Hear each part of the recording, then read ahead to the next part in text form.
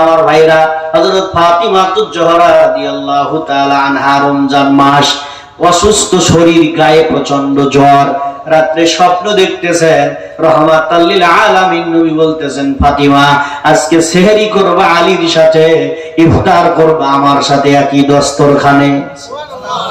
স্বপ্ন দেখার পরে ফাতিমা বুঝলেন এই পৃথিবীর সময় আমার শেষ হয়ে গেছে, কালকে ইফতারের আগে আমার ইন্তেকাল হবে। সুবহানাল্লাহ বলেন। উনি তখন সকালবেলা আলী রাদিয়াল্লাহু তাআলা নামাজে চলে গেছেন। উনি সালাত আদায় করার পরে ফাতিমাতুজ জোহরা রাদিয়াল্লাহু তাআলা আনহা গরম পানি দিয়ে আপনার কাপড় চোপড়গুলো পরিষ্কার করতেছেন, ময়দার খামিরে তৈরি করতেছেন। হযরত আলী নামাজ শেষ করে আসলেন, আসার পরে বললেন ফাতিমা, ফাতিমাকে তালাশ করতেছে, ফাতিমা তো যায় নামাজ থেকে উঠবে না এশা না পড়া পর্যন্ত, ফাতিমা যায় নামাজেই থাকবে। এসে দেখে ফাতিমা নাই, ফাতিমাকে খুঁজতে খুঁজতে রান্নাঘরে দেখে, রান্নাঘরে পাতিলের মধ্যে পানি, কাপড় চোপড়, ইমাম হাসান হুসাইনের দুইটা জামা, মাওলা আলীর একটা জামা উনি কাপড়ের মধ্যে পরিষ্কার করার জন্য ভিজিয়েছেন। আর কি করেছেন, একটু ময়দা দিয়ে খামিরে তৈরি করতেছেন। হযরত আলী বলে, ফাতিমা প্রচন্ড জ্বর নিয়ে কাজ শুরু করছো কেন? ফাতিমা তখন আলীর দিকে তাকায়া দু চোখের পানি ছেড়ে দিয়ে কান্দে। আলী বলে, ফাতিমা রে প্রাণের বিবি, তোমাকে কষ্ট দিলাম কিনা, তুমি কান্দো কেন? বলে, আজকে স্বপ্ন দেখেছি আমার আব্বা রহমাতুল লিল আলামিন বলছে সেহরি করবে আলীর সাথে, ইফতার করবে আমার সাথে দস্তরখানায়।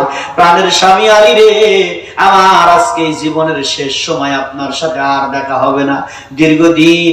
হযরত আলী রাদিয়াল্লাহু তাআলা ফাতিমার হাতটা ধরে বলে, ফাতিমা তুমি রাসূলুল্লাহর মা হিসেবে তোমাকে আখ্যায়িত করেছিলেন নবীজি, দীর্ঘদিন আমার অভাবের সংসার, তোমারে ভালো খাবার কোনোদিন দিতে পারলাম না, ও ফাতিমা কোনোদিন তোমারে ভালো কাপড় দিতে পারলাম না। ফাতিমা রে, কাল কিয়ামতে আল্লাহর আদালতে আমার বিরুদ্ধে অবজেকশন দিও না, আমারে ক্ষমা করে দাও। হযরত ফাতিমা বলে, প্রাণের স্বামী আলী, আপনার বিরুদ্ধে কোনো অভিযোগ আমার নাই, আপনাকে স্বামী হিসেবে পেয়ে আমি নিজেকে বড় ধন্য মনে করেছি। আপনিও আমার আচরণে, আমার খেদমতে মন করে কষ্ট পেয়ে থাকলে আমারে মাফ করবেন, আর হাসরের দিন আল্লাহর আদালতে আমাকে আসামি করবেন না। হাসান হোসাইনকে বললেন, তোমার নানার রওজায় চলে যাও। দুই ভাই রাসূলুল্লাহর রওজায় চলে গেছেন। জিন্দা নবী আমার রওজার ভিতর থেকে হযরত ইমাম হুসাইন রওজার উপরে উঠে বসছে, তখন তো এইভাবে আটকানো ছিল না, রওজার উপরে উঠে বসে আছে। ভিতর থেকে আওয়াজ ডাক দিয়া বলে, হুসাইন রে, ভাই হাসান বাড়ি ফিরে যা, তোর মাকে শেষ দেখা দেখে নে, আজকের দিনটাই তোর মার জন্য শেষের দিন। সুবহানাল্লাহ। হযরত ইমাম হাসান ইমাম হুসাইন আসলেন বাড়ি। ফাতিমা বলে, তোমাদের না তোমার নানার কাছে পাঠাইলাম। হযরত হাসান বলে, মা নানা আবার তোমার কাছে আমাদের পাঠায়া দিল।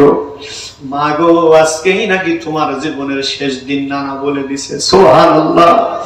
হযরত ফাতিমা রাদিয়াল্লাহু তাআলা আনহা যেদিন চলে গেলেন, ওনার ঘরে কয়েকটা মাত্র জিনিস ছিল, তারিখের কিতাবের মধ্যে লেখে, ওই মগম থেকে জব তৈরি করার একটা জাতি, আমরা বলি, আপনারা কি বলেন জানি না, একটা জাতা, আর হলো আপনার একটা পানি রাখার জন্য একটা মশক, আর একটা প্লেট বাটি। এছাড়া দোজাহানের বাদশা রহমাতুল লিল আলামিনের মেয়ে ফাতিমাতুজ জোহরার ঘরে কোনো জিনিস ছিল না। এর নাম হলো আল্লাহর ভয়। এক এক করে যদি বলতে যাই, হযরত সিদ্দিক আকবর আবু বকর রাদিয়াল্লাহু তাআলা যেদিন ইসলাম গ্রহণ করেন, সেদিন ওনার কাছে 40,000 স্বর্ণ মুদ্র। যেদিন তিনি প্রেসিডেন্ট হওয়ার পরে শেষ নিঃশ্বাস ত্যাগ করে চলে যায়, সেদিন আবু বকরের ঘরে একটা স্বর্ণ মুদ্র ছিল না। সুবহানাল্লাহ। সব আল্লাহর পথে ব্যয় করে দিয়েছে। হযরত খাদিজাতুত তাহেরা, বড় আম্মা জান মা খাদিজাতুল কুবরা রাদিয়াল্লাহু তাআলা আনহা, যিনি ফাতিমাতুজ জোহরার মা হযরত খাদিজাতুল কুবরা যেদিন ইসলাম গ্রহণ করে, যেদিন রাসূলুল্লাহর ইসলাম গ্রহণ করে, নবীজিকে স্বামী হিসাবে পায়, ওই দিন সারা পৃথিবীর মধ্যে সবচাইতে বড় ধনাঢ্য মহিলা, ওনার উপরে কোনো ধনী ওয়ার্ল্ডের মধ্যে ছিল না। যেদিন তিনি মারা যায় সেদিন তার এক জাররা জায়গা জাতীয় ছিল না।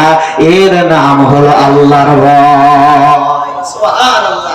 এরকম ভয় আমাদের করার চেষ্টা করতে হবে ইনশাআল্লাহ। আর ছোট্ট একটা কথা বলি, কি বলবেন কি মনে করবেন জানি না, আমার হুজুর তো 8টা ছেলে রেখে গেছে। একটা জিনিস আছে হলো, গ্রামের মানুষ গ্রামে কদর কম পায়। যদি পাইতো তাহলে রাসূলুল্লাহর মক্কা ছেড়ে মদিনায় যাওয়া লাগতো না। আমরা দূর থেকে চিন্তা করি। আমি এই দেশে বাংলাদেশে এমন কোন পীর সাহেব নাই যার দরবার দেখার জন্য আমি যাই নাই। ভারতবর্ষের 14টা প্রদেশে আমি ঘুরছি পীর খোঁজার জন্য। সুবহানাল্লাহ বলে। সব জায়গাতেই গেছি, দেখছি। কিছু জায়গায় ভালো মনে হয়েছে, কিছু জায়গায় খারাপ মনে হয়েছে, কিছু জায়গায় সঠিক দেখছি, কিছু জায়গায় বেঠিক দেখছি। কিন্তু আমার সাক্ষীরা ছিলেন আঙ্গার হুজুর মাওলানা ইসহাক আহমদ রাহমাতুল্লাহ আলাইহি। ওনার সাথে সাক্ষাৎ হওয়ার পরে দেখি ওনার জামা, ওনার লুঙ্গি, ওনার পরনের পোশাক সবকিছু দেখলাম। দেখার পরে আস্তে আস্তে মেশা শুরু করলাম। শুরু করে এস্টিমেট করে দেখলাম বর্তমান জামানায় আল্লাহর রাসূলের চরিত্রের সাথে সবচাইতে বেশি মিল ওনার মধ্যে পাওয়া যায়। একটু মহব্বতে সুবহানাল্লাহ বলেন না? কেন? খাবারে, পোশাকে, পরিচ্ছদে। একদিন যশোরে আমি রাত হয়ে গেছে, প্ল্যাটফর্মে এক চা স্টলে চা খাইতেছি। আপনি আমি বলতে কোথায় গেছিলেন? বললাম গেছিলাম আমি সাতক্ষীরা, বেউলা, চিলেডাঙ্গা। বলো সাতক্ষীরা? আমার বল সাতক্ষীরা কোথায় গেছেন? আমি বললাম বেউলা। কোথায় গেছেন? অমুক মাওলানা সাহেবের ওখানে। আমি বললাম হ্যাঁ। আপনি চেনেন কেমনে? কয় আমার এখানে এই দোকানের সামনে কতদিন রাত্রে উনি প্ল্যাটফর্মে শুয়ে থাকছে তার হিসাব নাই। সুবহানাল্লাহ বলেন। হায় হায়, আমি আশ্চর্য হয়ে গেলাম। যিনি ওই সময় একজন কামেল টাইটেল পাস মাওলানা, সাতক্ষীরা আলিয়ার ভাইস প্রিন্সিপাল ছিলেন। বাড়ি গাড়ি এই ময়দানের সবচেয়ে বেশি সম্পত্তি উনি কিনতে পারতেন যদি ওই চাকরি ধরে রাখতেন। এই বেউলার জমিন ওনার সম্পত্তির অভাব থাকতো না। আর যতবার ওনাকে দেখছি চলাচল করা সবচাইতে কম দামি ট্রেন, সময় সারা রাত চলে যাবে কিন্তু অল্প পয়সা। ওনার কাছে বেশি পয়সা থাকতো না। অল্প পয়সার মোটা কাপড়, কোনদিন চিকন কাপড় ওনাকে গায়ে দেওয়া দেখি নাই। কোনদিন ভালো দামি একটা লুঙ্গি পরা দেখি নাই। কোনদিন ভালো খাবার। একদিন আপনার পাবনা বড়াই গ্রাম, নাটোর বড়াই গ্রাম গেলাম। এই হুজুরকে রাখার জন্য এক দোকান ঘরে জায়গা করছে, একটা কাঁথা বিছায়া দিয়েছে, একটা বালিশ। গরমের দিন হুজুর ওই দোকান ঘরে কারো বাড়িও যায় নাই, ওই দোকান ঘরেই সারা রাত কাটাবেন। আমি দেখার পরে বললাম ভাই করছেন কি? এই জায়গাতে হুজুর থাকবে সারা রাত। বলে হুজুর তো এই জায়গাতে আজ 30 বছর পর্যন্ত থাকে। সুবহানাল্লাহ। আপনার কোন এক সব বাদ দিলাম, একটা পরিচয় তো আছে, উনি একজন ওই পাকিস্তান পিরিয়ডের টাইটেল পাস মাওলানা। আলহামদুলিল্লাহ বলে না? ওই সময় এত বড় একজন আলেম। গেলাম আপনার বড়াই গ্রাম আরেক জায়গায় উনি থাকে। আমি খবর পাইছি হুজুর আসছে। আমরা হুন্ডা নিয়ে আসলাম হুজুরের সাথে সাক্ষাৎ করার জন্য। দেখি মসজিদের মধ্যে থাকার জায়গায় একটা কাঁথা, একটা বালিশ। আমি বললাম এইভাবে হুজুর থাকে? এটা তো ওমরের মতো। ওই বিধর্মীরা আসলো ওমরকে দেখার জন্য। ওমর কি আমল করে দিনের পর দিন ইসলামের বিজয় হয়। তোমাদের নেতা কই? বলে দেখো মাঠের মধ্যে আপনার ঘোড়া চড়ানোর জন্য গেছে। সুবহানাল্লাহ। মাঠের মধ্যে গিয়ে দেখে ওমর বালির মধ্যে ঘুমায়, বকরি গুলো মাঠের মধ্যে খাইতেছে, দুম্বা গুলো মাঠের মধ্যে খাইতেছে। উনি নিজ চিন্তায় বালির মধ্যে ঘুমায় আছে গা পাহাড়ের ছায়ায়। সুবহানাল্লাহ। মনে পড়ে গেল ওমরের কথা, মনে পড়ে গেল আবু বকরের কথা। তখন ওই বিধর্মীরা বললেন নিশ্চয়ই ওমর মানুষের হক আদায় করে, এই জন্য কোনো সিকিউরিটির দরকার নাই, তাকে মারার জন্য কেউ আসে না। তার মানে তিনি মানুষের দায়িত্ব পালন করে। সুবহানাল্লাহ। মিয়া এইগুলো হলো আলেমের চরিত্র। এক জায়গায় নাটোরে জালসা, এক বক্তা আসছে কুমিল্লা থেকে, আমি দেখি আর হাসি, কাউকে কিছু বলি না। উনি নাটোর সদরে এসে বললেন 20টা হুন্ডা পাঠানো লাগবে আমাকে রিসিপশনের জন্য, নইলে যাব না। সব জায়গায় আছে সিস্টেম, তাহলে আমাদের মতো 2 পাগল ছাগল এগুলো করি না। কথা বুঝতে পারছেন না? আমরা যারা কম বুঝি, পাগল জাতীয় মানুষ যারা, আমরা এগুলো করতে যাই না। কার ভয়ে? 20টা হুন্ডা গেল ওনাকে আনার জন্য, তাকবীর দেওয়া লাগবে, স্লোগান দেওয়া লাগবে। এই স্লোগানটা আমার একদম অপছন্দ। স্লোগান দিলে অহংকার আসতে পারে, কথা বলে না। আর অহংকার হলো শয়তানের স্বভাব, অহংকার আসলে শিরিক হবে। 20টা হুন্ডা আগে, ওনার মাইকো পিছনে। আসার পরে দেখি মনে হয় পার্লার থেকে মেকআপ করে আইছে, ঠোঁটের মধ্যে লাল লাল লিপস্টিকও দেখা যায়। আমার ভাইরা, এই জাতীয় আলেমের হাতে ইসলাম নিরাপদ নয়। কথা ঠিক আছে না? তবে সবাই এরকম নয়, এর মধ্যে আল্লাহওয়ালাও আছে, ভালো আছে, মন্দ আছে, জন্যই ভালোর কদর। কথা ঠিক না?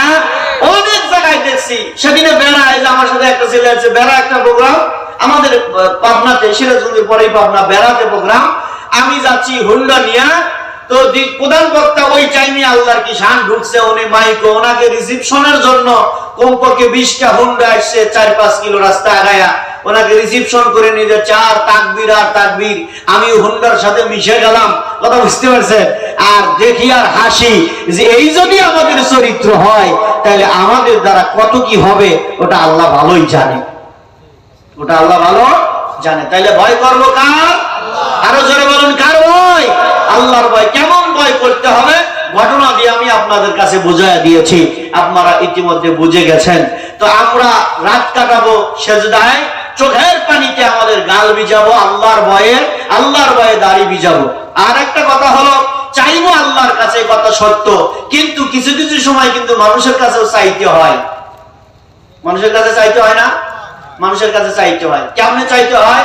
বাড়ির মধ্যে গিয়ে যখন খাবার চান, তখন আল্লাহর কাছে চান না মার কাছে চান? মা থাকলে মার কাছে, বিয়ে করলে বউয়ের কাছে, তাড়াতাড়ি খাইতে দাও, ক্ষুধা লাগছে। শিরক হয় না? কথা বলেন, শিরক হয় না? কথা বলবেন তো একটু, হ্যাঁ না কিছু। শিরক হয় না? না, শিরক হবে না এখানে। কেন হবে না? আমরা বিশ্বাস করি রিজিকের মালিক আল্লাহ, কিন্তু রান্না করে হয় মা নয় বউ। কথা হয় না? এরা আইনে দেয়, তখন আমরা খাই, খাওয়াই কে? আল্লাহ।